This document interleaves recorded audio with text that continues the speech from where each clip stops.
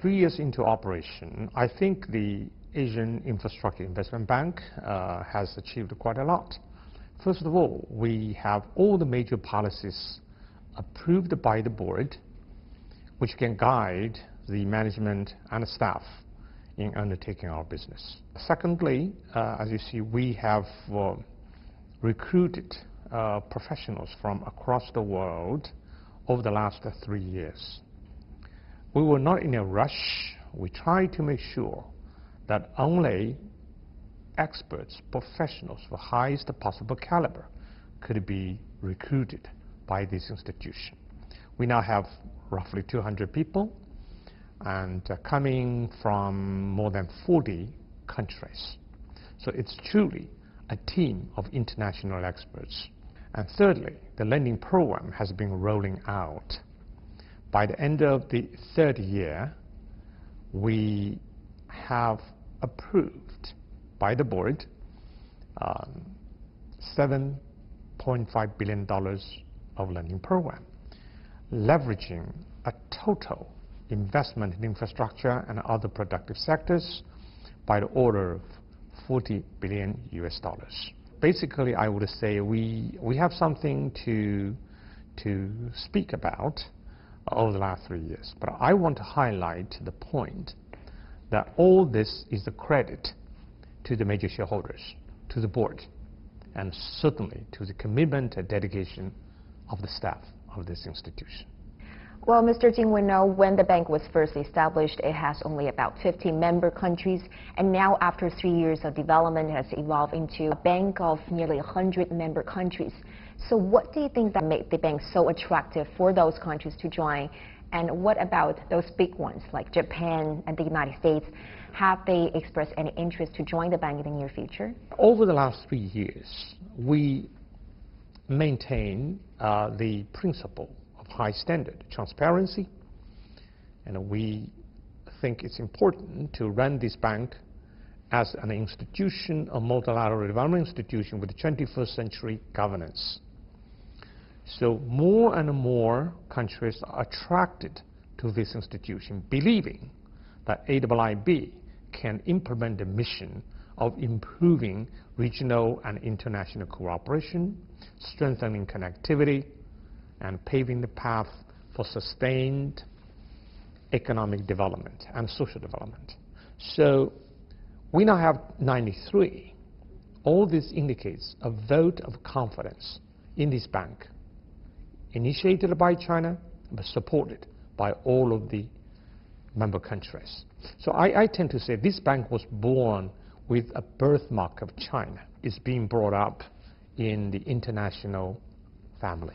With regard to the United States or Japan and a few other countries which are not members, my position has been very much consistent, because whether to join or not is the decision of any sovereign government.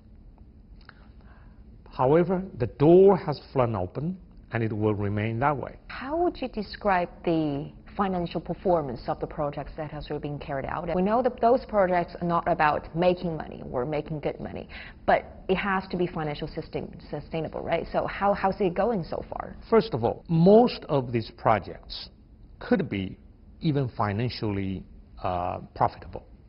Maybe some would be economically sound, but financially may not be so, such as the mass transit system. Yeah. You build a subway, the subway will not give you profit for many years to come.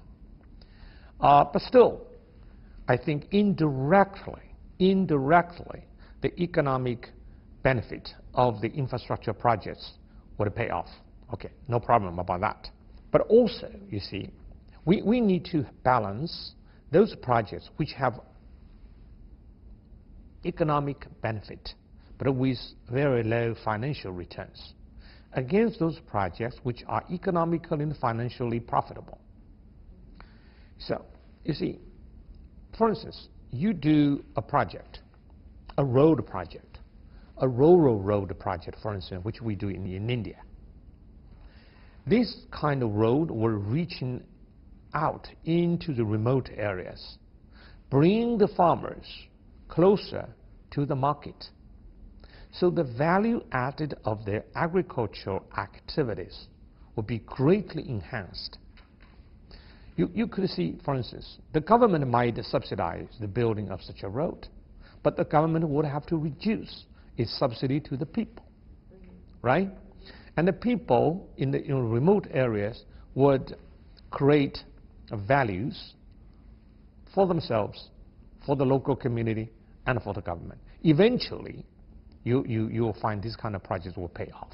By eventually, you mean for how long? For like decades or? So sometimes it could be very fast. And you build a road, and all of a sudden you find the fruits, the agricultural products could be brought to the market without being rotten on the hillside. And in a matter of years, you see. So it's fast. Could be. Asia Infrastructure Investment Bank is the product of China's reform and opening up. But the question is, how could you communicate with the rest of the world?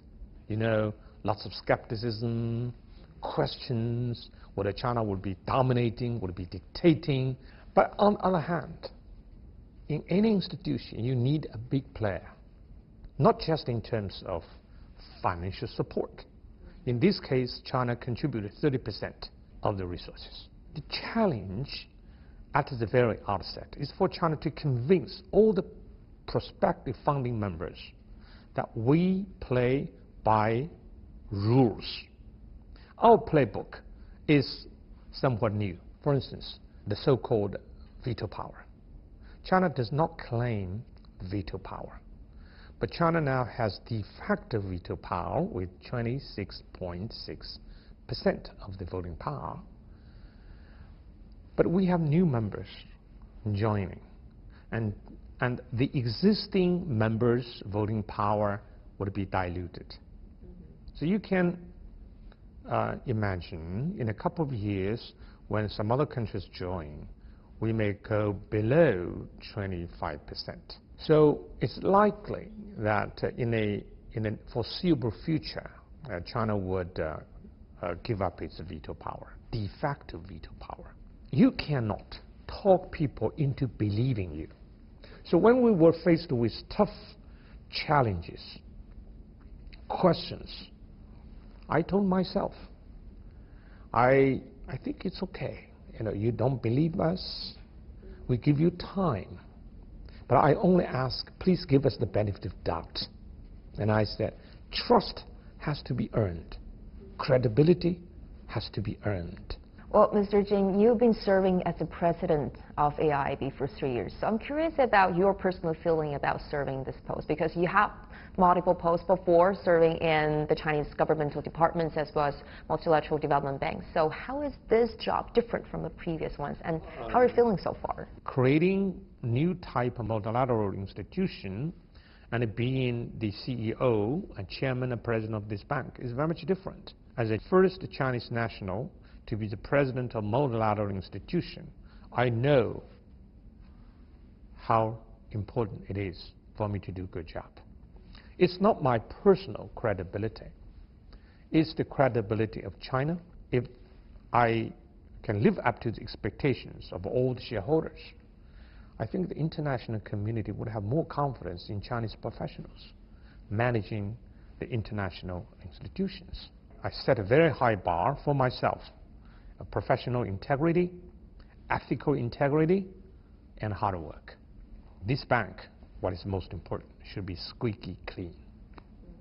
You know, we have zero tolerance for corruption. There's a saying, the fish gets rotten by head. Okay? This is what the French say, c'est par la tête que le poisson pourrit. The fish gets rotten by the head. So if the head is not rotten, is not corrupted, the institution will be doing fine. On a scale from 1 to 10, because you say you set very high standard for yourself, how would you evaluate your performance in the past 3 years? It's not for me. It's not left to me to make such kind of evaluation. But I can tell you one new feature of this institution. Sure. There will be annual performance assessment of the president by the board. And finally, we know that Asia and infrastructure are now still the prioritized focus of the bank. But if we look forward, do you think the bank has the plan to expand to other sectors and to other parts of the world? We are already working on other productive sectors. My view is infrastructure certainly paved the path for sustained economic social development. But you need other productive sectors, manufacturing, mining, agriculture, to work with the infrastructure. Infrastructure itself will not generate real revenues. Infrastructure paves the path of facilitating the other productive sectors. So the balance between infrastructure and other productive sectors is very much important. But we do not touch non-physical infrastructure, such as health, education, or some other kind of things, for the time being. But if you define education and health as other productive sectors, maybe one of these days we will also make inroads into these areas, but not anytime soon.